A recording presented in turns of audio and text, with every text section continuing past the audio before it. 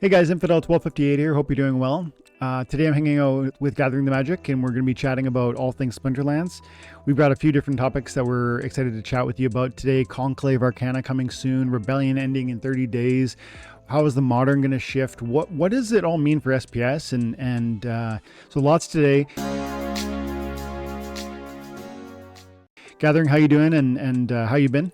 Hi everybody. Yeah, this is Gathering, doing good. Been busy at work, real life stuff, all that. Still playing Splinterlands every day, playing my 3 accounts, and looking forward to Modern changing next April, and getting ready on my alt accounts to make the big switch from Chaos Legion to Conclave Arcana and Rebellion being part of Modern. So I'm trying to focus now and not wait until the next 3-4 months when I think everybody's going to start rushing into Rebellion to fill gaps in their deck. Totally. I think I'm glad you said it that way, and I think that's a great segue into the conversation around the evolution, because we're at a big moment, right? There's a big shift that's about to happen, and we know it. There are times where you don't understand or you can't predict the next big corner, the next big 90-degree turn, the big change that's about to happen. Sometimes they just come out of nowhere. But this time we know it's coming. We know in 30 days Rebellion is going to stop being sold. And thereafter we can expect that there will be a shift in Conclave being pre-sold and then eventually released, I think by April, if I recall correctly. So within the next 90 days, I think, and it might be 120, we actually know that we're going to be moving Rebellion out of the we're going to be moving Chaos Legion out of the Modern League, and how will that transform play? We don't necessarily know all the answers to that, but that one piece of important data, that Chaos Legion will be removed, has massive implications for what the Modern League participation looks like. On my screen, I'm showing the Splinter Cards data, and this is the set value for Chaos Legion.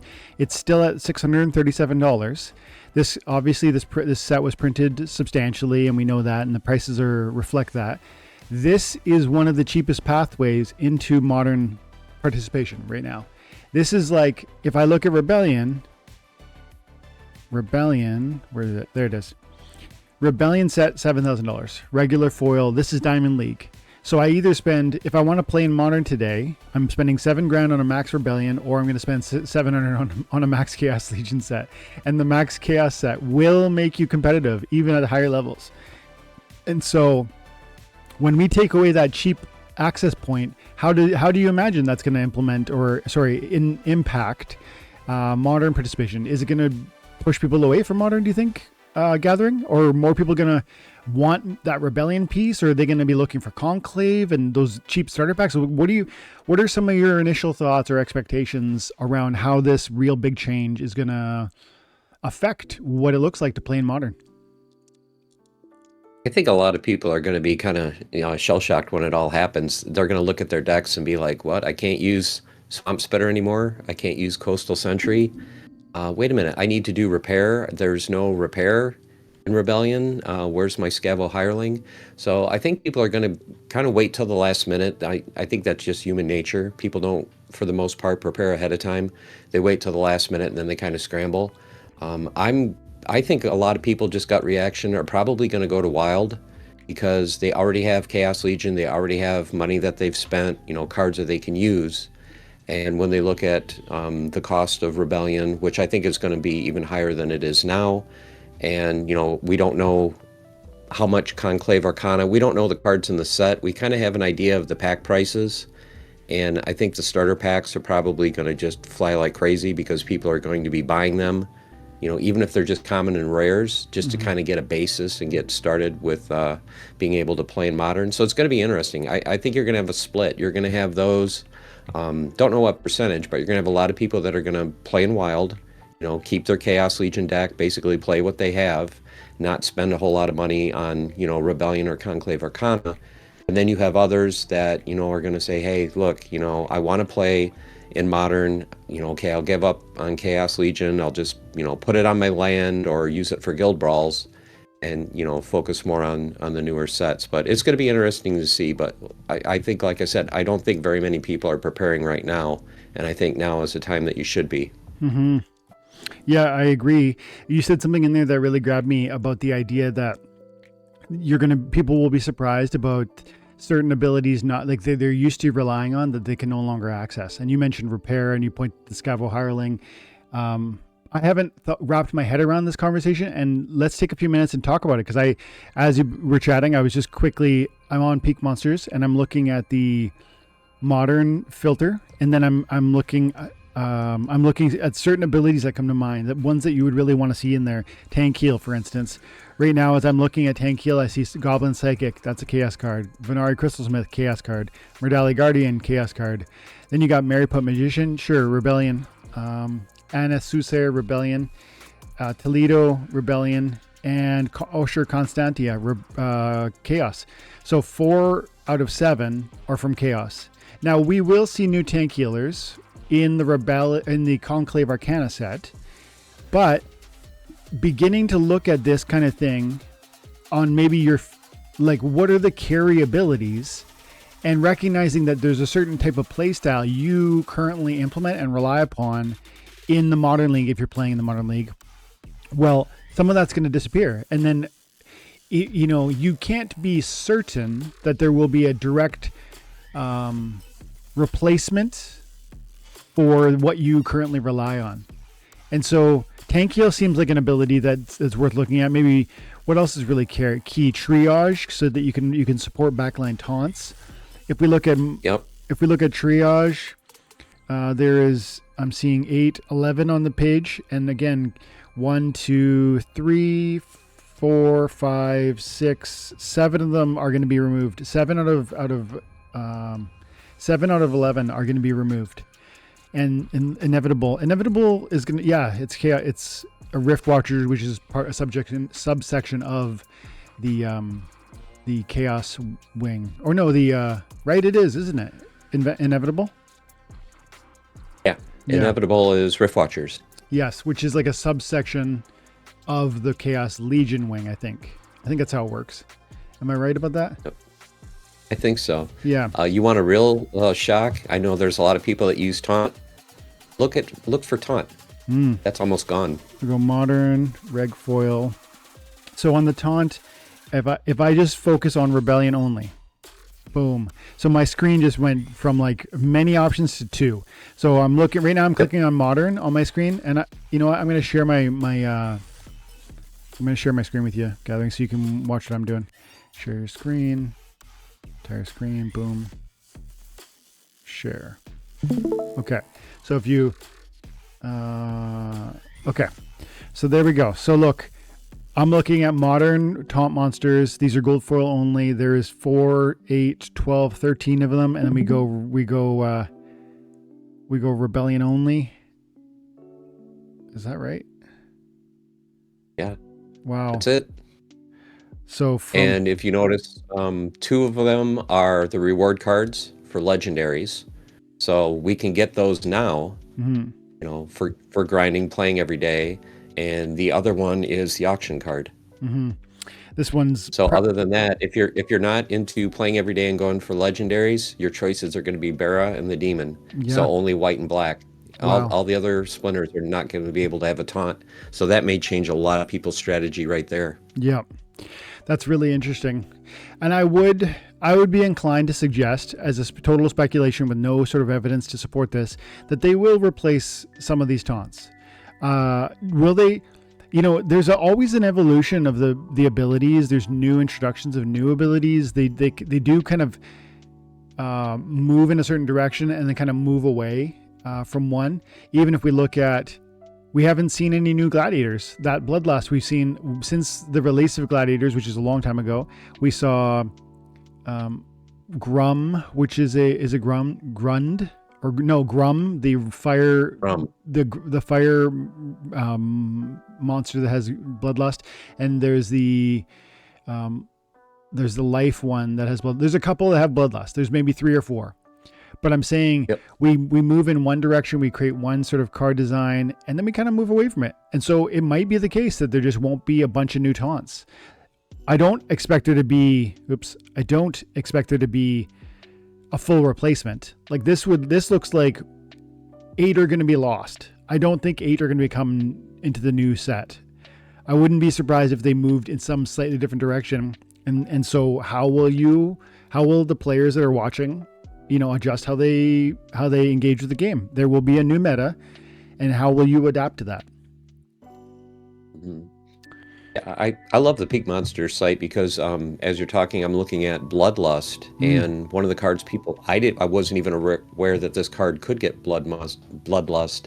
Uh, Argarux, however you pronounce it, Magus from Yeah. the Water Team, a rare. Yes. It's Bloodlust at level 4, so that's only silver level. So that's a card that's going to be, available to a lot of players. So, that's definitely a card that I know I'm going to target for my decks.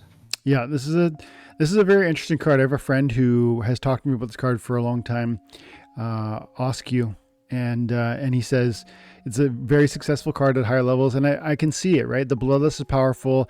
The Scattershot increasingly I've gone to Scattershot because I find taunt is more and more a concern, and one of the ways that I often win more than half my battles is by using taunt effectively, and Scattershot is a bit of that answer where you say, well, you're trying to pigeonhole me. You're trying to force me down a certain corridor by creating a taunt distraction. I'm going to go ahead and ignore that with Scattershot. And so this card, and for 3 mana too, seems very reasonable. And this is the one that is on my shopping list that I don't have maxed out. 2 mana, 2 is not the highest, but yeah, I mean, there's new summoners that are going to come. That's another piece too. We talked about abilities. There's room for a lot of speculation on what the new summoners will look like. I don't mean the new fancy legendaries that will have all kinds of crazy synergies or tactics. Those are too hard to speculate on. But on the base level, with the Conclave Arcana summoners, I think there's some degree of speculation that's possible. And then that would, around which plus damage output will go where. Will we see another return to magic damage output with the Water Team, because we haven't seen one since Alric with the blue, or because I do think they will recycle some of that basic stuff. Do you agree, first of all, that we probably will see a +1 magic, a +1 melee, a -1 melee, those types of summoners coming with Conclave? That's what I'm really curious about, because I haven't heard any hints about Conclave as far as what the cards are going to have or what abilities. I know they have mentioned in town halls that they're looking to maybe retire certain abilities. Maybe you're not going to have force field going forward, or maybe you're not going to have, I don't know, some of the other lookout, maybe something like that. The main thing I'm wondering about for the summoners, are they going to do kind of a copy of Chaos Legion? Since Chaos Legion's rotating out, are you going to have another set of 4 mana cost summoners, like you said, with like abilities like +1 range, +1 magic? Yeah. If they don't have 4 cost summoners, then I believe the common summoners are going to be even more needed moving forward. Yeah, that's a great Because if point. you don't have 4 cost summoners in Arcane Arcana, you can't play Little League. Yeah, that's a very good point. The ones in Rebellion are what, 5 cost, 7 cost. The dragon is 10. So you better get those common summoners just to prepare. So here's an interesting thing. Even if Conclave brings 4 or 3 or 2, like cheaper cost summoners that will fit under that Little League window, it's important to understand that one of the usefulnesses of the Rebellion summoners that you and I have both been talking about, the value opportunity there, that they're, those Rebellion common summoners are, in my mind, still underpriced, even though we talked about it. The prices did pump, by the way, after we talked about it. Let's quickly look at that. This Dolfor Darflak I bought for, I think it was $80 max. Right now it's probably 100. Look at right there, $113 to get a max one. I bought it. So, and that was a month ago, maybe 4 weeks ago, maybe 5 weeks ago. And then the other thing was the gold foils on these guys are, look at this now. $325 for a couple, but look at the supply here. You need 38 to get a max gold foil. There's literally 5 cards on the market. You can't get a max one, and yet they're being, in my mind, given away. Like, this is on par with the price point for the regular foil version. We don't need to beat that dead horse, but I think it's interesting to see that these are still being undervalued, but the prices are rising. The supply is being bought up, and I think you're making a strong point, coming back to what you said, that These allow you to play in Little League. They are currently the only summoners that will be around once Conclave is released in the Modern League for that Little League format. I assume there will be Little League summoners revealed in the new Conclave, but we don't know that, and so there is a certain usefulness in preparation around these common Rebellion summoners. Don't give all the secrets away. Well, I guess we already did. Well, we both know, and we both talked about just how powerful those summoners are. I think they're undervalued. I mean, even not having tactics, not having the abilities at all, being able to cast 2 different splinters is just so huge. It just opens so many more possibilities to the game. Yep. You know what? That makes me another piece of why that's so important as we move towards Conclave. We talked for the last 10 minutes or so about how moving Chaos Legion out is going to reduce certain tactics certain abilities and synergies that you're used to running with. So if you are faced with the same challenge of combat, you're one moment you're fighting in Modern Diamond and you have all your Chaos assets as well as whatever your Rebellion is, and suddenly you lose that full set of Chaos, it's like losing your left arm. And so I would argue that these multi-splinter summoners have an increased impact post Chaos than even now, because most people don't have the same Rebellion depth that they have as Chaos depth. And they won't have they will lack Conclave depth, because both Conclave and Rebellion are going to be relatively scarce. I know Conclave has access points through like the starter beginner packs that are going to be, cheaper and give you more cards, etc. That's true. And that's to be thought through. I haven't fully got my head around that. We could probably talk about that for some time here gathering. But what I'm trying to point to is, if you have relied on Chaos, your card pool is broader today, and suddenly it dries up into this shallow pool of card depth. Well, it's all the more important that I can draw on 2 splinters then. With a shallow deck of cards, I want to draw on Fire and Death, not just Fire, because my Fire set is so limited now. You pulled away half of my, maybe 3/4 of my cards, because again, Chaos is the core of what people do in Modern, at least outside of the leaderboard. The leaderboard, they have the whole Rebellion set.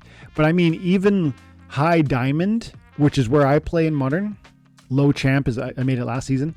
A lot of times I don't see the highest level Rebellion cards, which is to say 90%, there's like 3,000 people or something, or 2,000 people playing in, 2,000 people playing in Modern.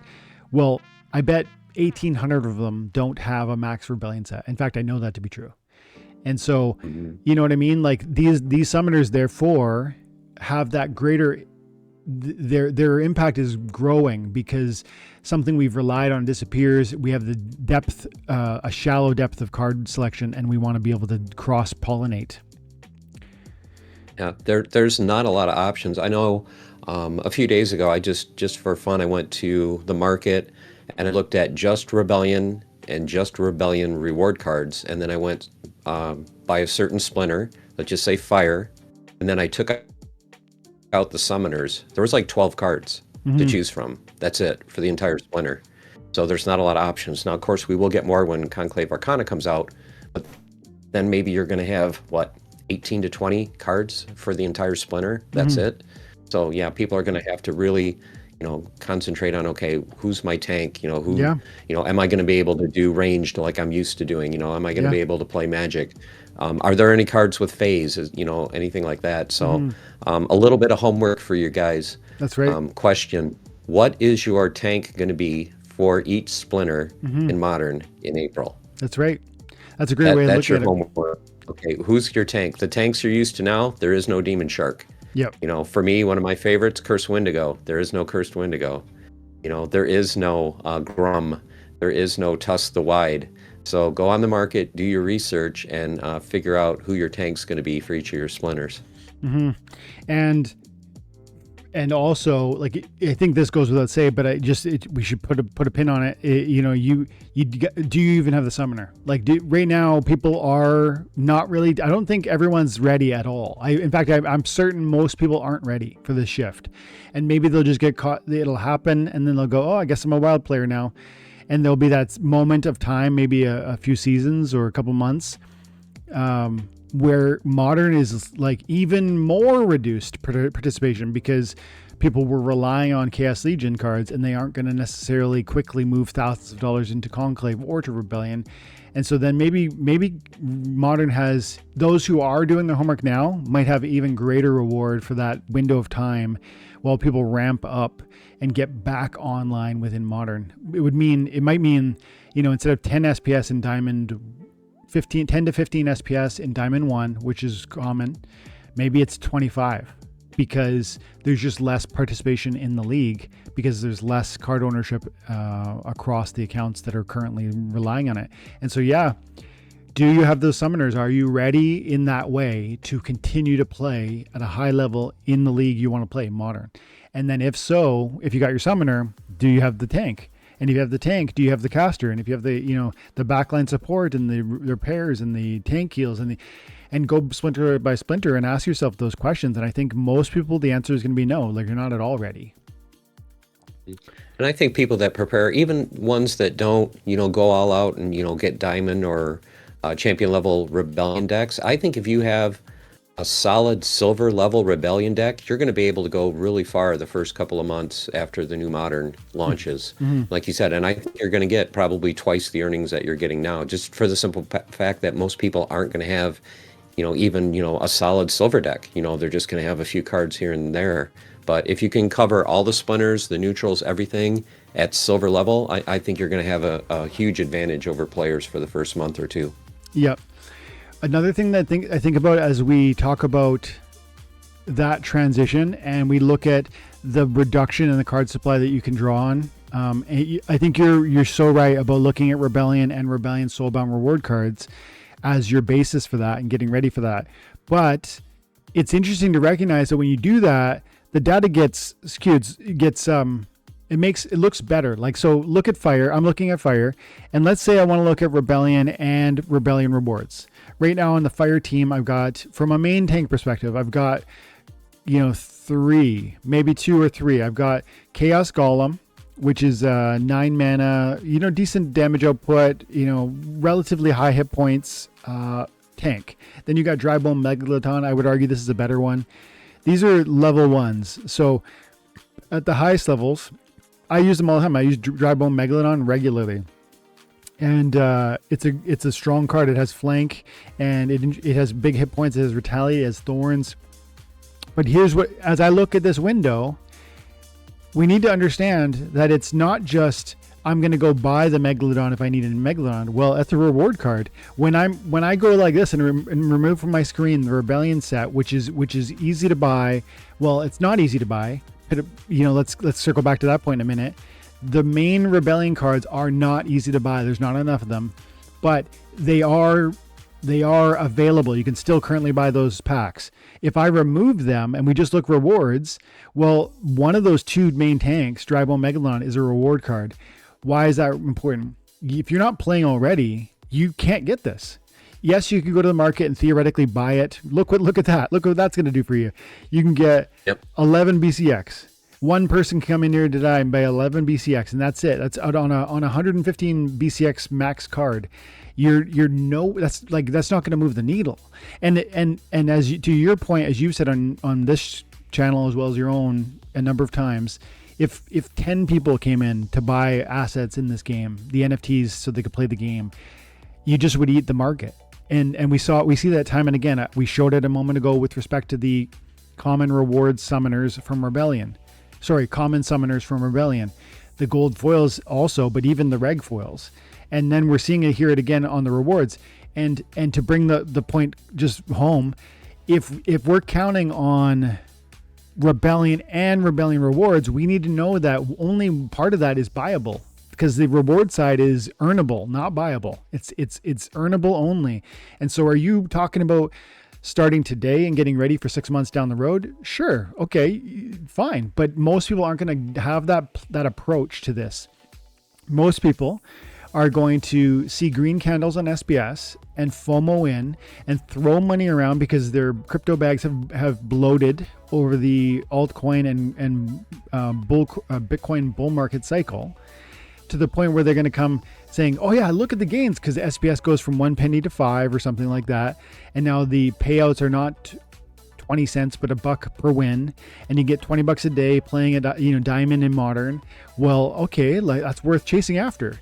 And so then they throw money around. Well, the cards aren't there to be bought. And sure, more cards could be unlocked and all that jazz. But I'm saying, this is far more complicated if you are one of those people chasing the green candles than it is if you're thinking it through in advance. Hey? Yeah. And you just brought up an important point I think we need to talk about too. You were saying that, if the cards dry up off the market, the reward cards, there's people that can unlock them and put them on the market. But how many people actually have extra cards available? That's right.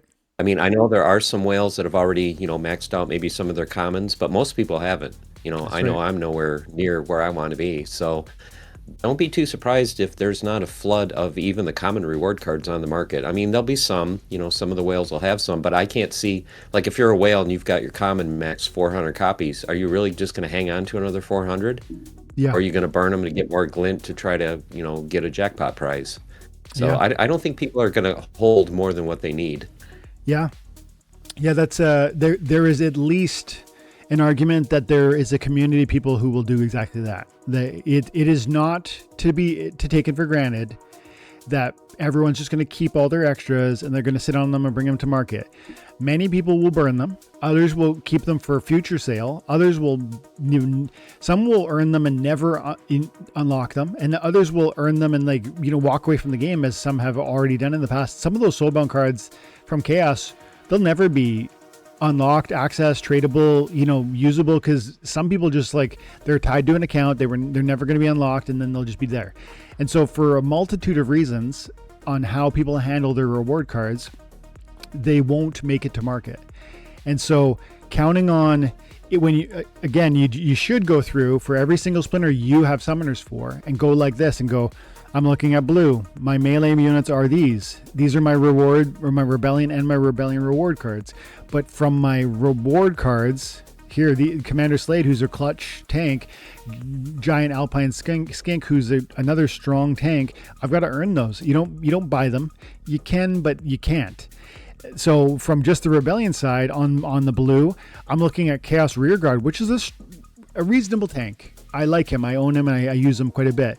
Or Sea Dog 8 of 8. But, these are not exceptional tanks. They are acceptable tanks. And going through and thinking that through, and of course you can come into neutrals, but this takes forethought. It takes this moment of going, okay, well, actually, who am I going to be using in that role? I use blue all the time. The Water Splinter is my main. Well, who is going to be the tank? Right now I'm using Demon Shark, as you alluded to earlier, or I'm using, whoever, some of them. Let's look at Chaos for a second.